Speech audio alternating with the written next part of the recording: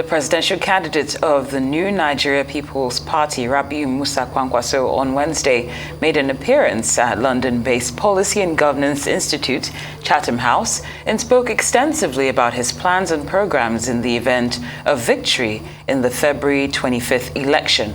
Among other things, the former governor of Kano State explained the reasons for his inability to go into a working coalition with the Labour Party's presidential standard-bearer, Peter Obi.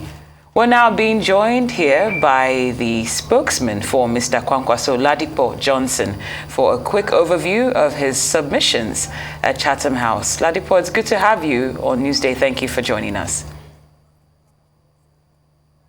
Thank you. Good afternoon. Good afternoon. Of course, we know that your principal highlighted that matters like, in spite of the challenges that have been faced by Nigeria, whether it's in terms of security, COVID-19, that basically those in leadership and those who have occupied leadership positions are primarily responsible for where we find ourselves as a country today. Just wondering how that bit of the message resonated with the audience at Chatham House.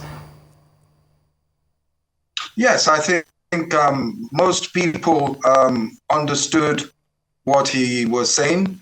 He communicated effectively with the audience. And indeed, after his speech, the interactive session was very good. And by and large, we've had feedback that a lot of people believe in his message and are hoping that in the next 30 plus days that the message will go down to Nigerians at the grassroots, and that Nigerians will take the right decision come the 25th of February. But basically, he is correct in saying that, yes, we've had the pandemic, we've had other issues, but we all know that the main problem regarding the country and where we're at has been one of leadership at various levels. And so these are the things that he tried to bring to the fore by what he said. Right, Mr. Johnson, so it seems what clinched the headlines across Nigeria was why the proposed partnership between the NNPP and the Labour Party failed to materialize, with many people analyzing or assessing your candidate's response as eliciting a form of animosity between himself and Peter Obi. So we just love to clarify how a friendly negotiation broke down into what now seems as though one is taking jabs at the other on an international platform. No, on the contrary. I believe that Senator Kwankwaso and Peter Obi have a very, very cordial relationship, and they have had. And the attempt at that time also was quite cordial.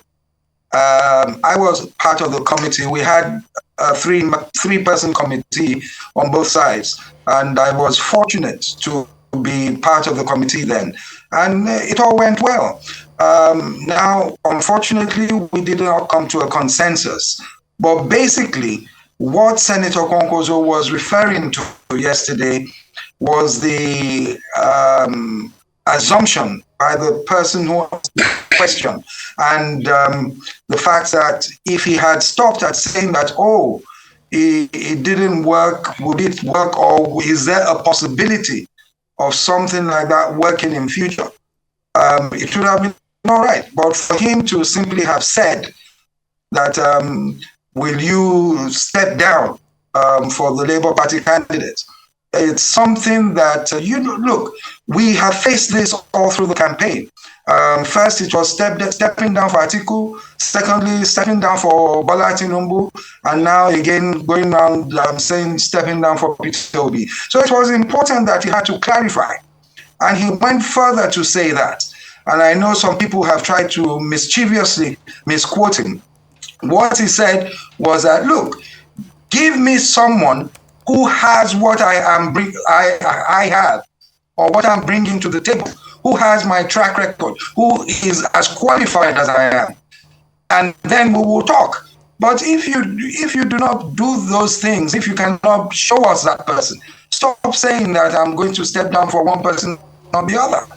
You see, because these things, the loose talk, has actually affected in one way or the other, some of the people at the grassroots. When we go around, some of them tell us that, oh, but you'll be stepping down. And that is not the case.